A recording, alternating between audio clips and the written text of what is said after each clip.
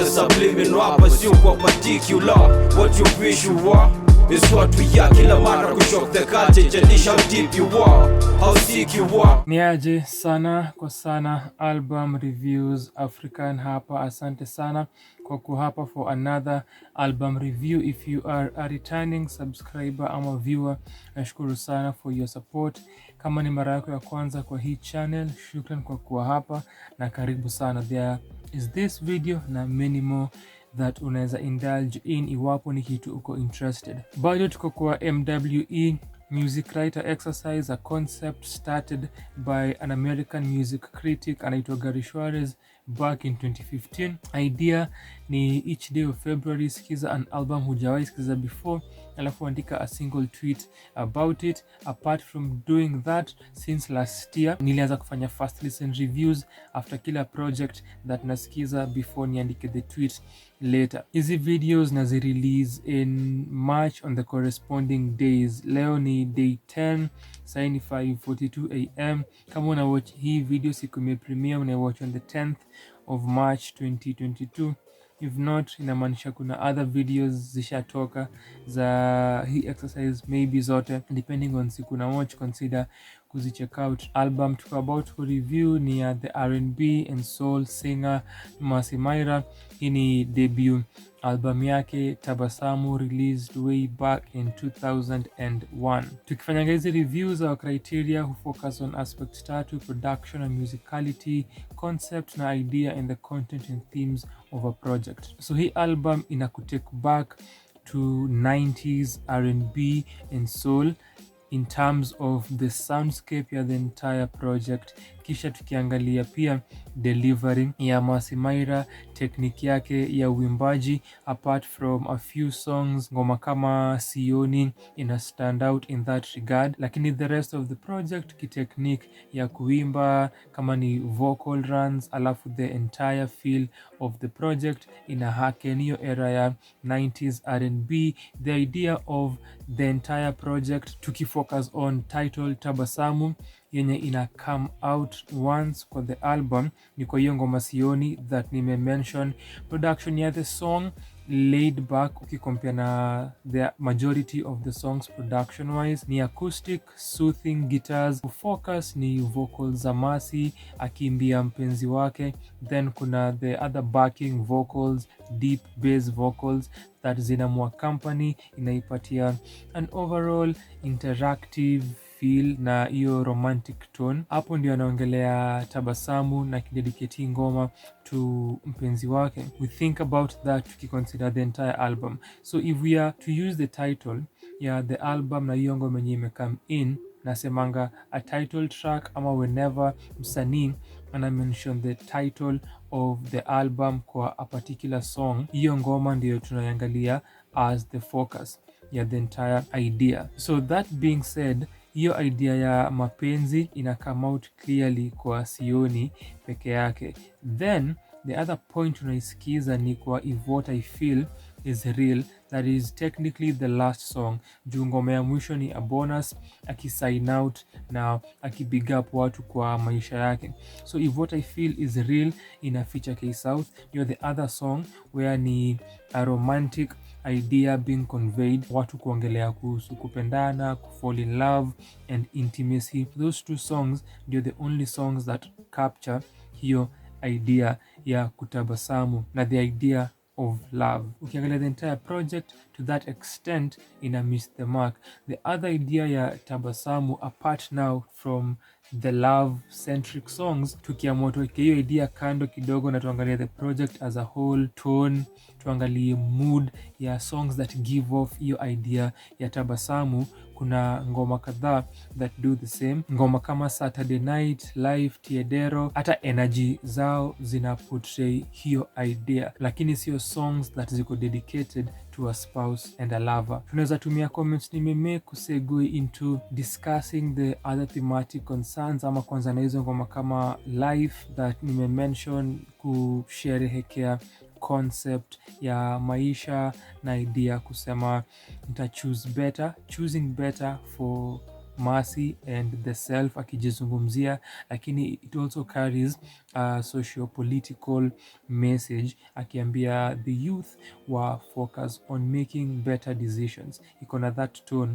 to it. Tukumbuke maybe this is coming up juu hii kitu ilitoka 201, perhaps ilikuwa inagusia the mood ya the country, noting that in 202 tulikuwa tunaenda kufanya elections, maybe that's why, but your concept ya hiyo ngoma ni hiyo. A majority of these songs ni Myra making social commentaries kuhusu state ya human beings, kuangalia behavior zao na their habits zile hapendi and their bad and zina affect watu na yeye negatively. So kitu kama in the air anaongelea socio-political and economic spheres of our lives, stories za watu kutolipa rent na landlordi kukuhanda because of the same. So ina touch on economic status za watu na suffering ya the citizens. Hiyo ni another political message similar to what is happening kwa ngoma inaitwa Life that nimemention. Musa ni a rendition of Pole Musa Daudi Kabaka.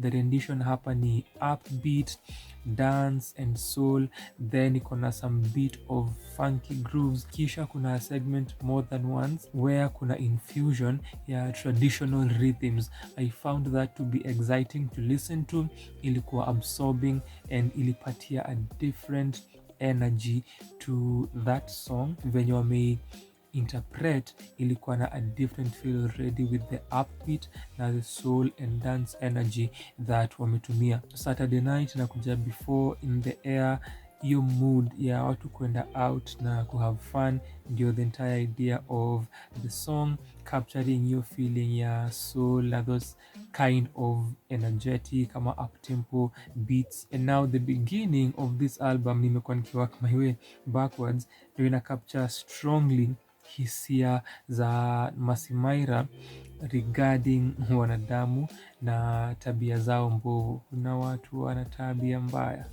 and I'm saying that deliberately juu kuna features mbili za South kwa hii project. So sitaki is one of those.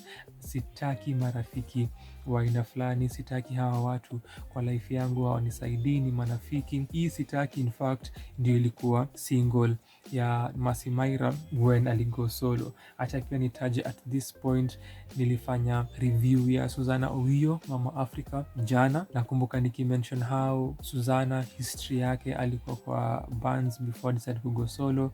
The same kind of history ndo Myra ako nayo before go solo na drop Sitaki kama single yake kwa previous bands before this one. Then kumention that Susanna alikuwa na Myra kwa a group later called Divas of the Nile. Hiyo ni Sitaki. Then kuna Waongo reprise na Waongo prior to it, inaongelea as the title inasema watu waongo, capturing different people up until kuna idea pia brought in ya relationships, but inaongelea watu tofauti, watu with different preoccupations na watu different katika jamii kuku watu waongo generally. Then Waongo reprise bringing in your idea ya relationships, kuna a verse where someone ana respond akijitetea with a long build up into the verse. Yo cheki, that was unnecessary and brought down the energy to build up the mood and the song vile ilikuwa inafaa, lakini anajaribu kujitetea akisema yeye si muongo. It's a minute and 11 seconds. The previous one Waongo itself ni 5 minutes long, so kuna points where nili feel it didn't have to be that long. However, kuna segments where it turns into a banger mood and ina feature Baby Cool. I think hawajaandika the features kwa the album, but Baby Cool ana insist on hiyo message ya Waongo. The song in itself iko na hiyo dancehall feel. Kuna another song pia ilikuwa na a dancehall feel wakimerge together with the R&B soundscape that ni this entire album. But kwa hiyo ngoma, that being lengthy vile nilikuwa nahisi hiyo ngoma by itself ingekuwa the best opportunity ya incorporating hii verse that inakuja ku the reprise ya mtu kujaribu ku respond. Still have Baby Cool kwa the main song, then kukuwa na response and find a way ya make it shorter, or inaweza kuwa still lengthy but instead of ku extend on the choruses and vocals after the song imeisha, that could have been the case. Really feel imedrag. The same feeling nilikuwa nayo kwa the opening song Maneno, akiongelea watu wenye wanakorofishana, wanaleta zogo, wakibishana na hawaachi watu waishi maisha yao. Iko na connotations za relationships, lakini ina focus on jamii in general. Ilifika point nilihisi ashamaliza kupasa ujumbe, mbona anaendelea kuimba na kuradidi chorus over and over na kujaribu kulea harmonies. Kisha kuna segment anazungumza, na hiyo ni technique that ametumia kwa a few songs after ngoma. Kuko na segment where anaongea, najua the intent sometimes inaweza kuwa kusisitiza ujumbe ama kukuwa na a dramatic effect, lakini this being the opening song na even song number 2 having the same length, nilihisi ime prolong sana na si ati ilikuwa that necessary if at all. However, acha ni mention the banger twist towards the end at the climax. Naweza sema ilisaidia kumitigate your feeling. Not even a kiss that comes after Sioni. Nishongelea Sioni with the acoustic feel na more vocal centric, considering uimbaji wa Mercy na the vocals zinazomwa company kwa hiyo ngoma.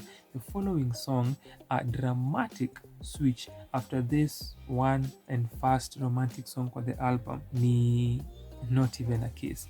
From the title unajua what the song is about. Ngoma ya kuhusu breakup, na anasema hakuna kitu ya kulook forward to, hakuna kitu ya kureminisce, etc. Not even a kiss. Anaambia the other person, usinifikirie, achana na mimi tuishi hivyo. And the song itself iko na hata a harmonica blended beautifully na the keys, inaipatia a sentimental feeling vile Sioni ilikuwa, lakini these are two different sentimental songs with different emotions. Nimesema ni a dramatic sudden shift juu ya what the content ya Sioni is, lakini nilikuwa na expect kutakuwa na such a twist, kwanza based on the title, and then tunajua how such songs na R&B projects zinakuanga. Tumeiongelea a number of times kwa hii channel kwa different reviews. Lazima kukuwe na that switch na watu kukosana kwa projects. The song in itself is a good song, ni vile naangalia kwa context ya tumepata Sioni as the first romantic song, then immediately kuna hiyo switch, na nimesema Tabasamu ili mention hiyo mara kwanza kwa Sioni, kwa hivyo ilikuwa peculiar that was the following song immediately. Alafu nilitaja life nikianza how inasherehekea maisha, na alafu kuongelea choices zake kibinafsi na choices za watu wengine, inakuja after Not Even a Kiss, ina change the mood juu sasa ini kusherehekea. Even the energy ya the drums that tunasikiza ina build up hiyo ngoma with also the bassline that is catchy, similar energy that greets you ukianza the album na the song called Maneno. Percussion na guitars meeting you from the start. After life tunaenda kwa this final song that nilitaja, If What I Feel Is Real, the second K-South feature to close the album. Even from the title nilikuwa nishajua kile nitapata. Vile nimesema na Not Even a Kiss for Sioni nilifeature a few weeks back kwa Mziki ya Wiki, a weekly blog segment where mwandika about Kenyan music, Kenyan songs that nimesikiza mara ya kwanza na nikazipenda. So I saw the title ya If What I Feel Is Real, nikajua again in the typical song where mtu mwenye ali fall out na partner wake sai anaanza ku fall in love again, ama asha fall in love again na anapata mtu mwingine ama ashapata mtu mwingine, and that's exactly what the song is about. Obviously based on the time that this was recorded and written, kila mtu akiandika verse yake kwa hiyo ngoma, the rappers ni kama wana address one person, and that can't be possible juu it makes sense conceptually, lakini that's the idea, wakiongelea vile wanahisi once again na vile wanashukuru Mungu kwa the relationship na kupata a partner, and this as a contrasting idea to Not Even a Kiss. Ina feature K-South kama Sitaki, but different from Sitaki. When the rapper came in kwa verse ya 3, nilianza kujiuliza huyu nani ana rap, and immediately nikajiambia this could be KC. bro wa bass. Then kuna few moments down the line anasema jina lake KC. Sijaisikia KC on a record before up until this point, na bass amerap kuhusu disappearance ya KC kwa some songs na amemwongelea kwa interviews, but that's the project. The last song vile nimeongelea ni bonus yenye ana big up watu. Acha ni mention imesikizia on Apple, and before bonus kuna Tiedero remix. Nili notice the difference where kwa Tiedero iko hapa hivi as a short song, na ni mtu akiongelea art na idea ya words, kupaint pictures, songs kupaint pictures. Then the next song ukisikia vizuri unajua ini Tiedero na anaimba Tiedero, lakini the next song ni Saturday Night. It seems kuna a mishap walikuwa nayo waki-upload hii kazi kwa DSPs juu Tiedero remix hai-exist, lakini ukiangalia the sequence of the album inakuwa messed up because of its inclusion. Anyway, hiyo ndio album. Nimesema the sound takes you back to the 90s. Hii inamaanisha kuna the feeling that Mercy bado alikuwa anatafuta sound yake, this being her debut. Pia vocally, techniques ambazo anatumia ni kama pia alikuwa anajifind. Apart from the few songs that nimeongelea, wewe una feel alikuwa ana come into herself. Kama umesikiza hii album, niambie maoni yako kwa comment section.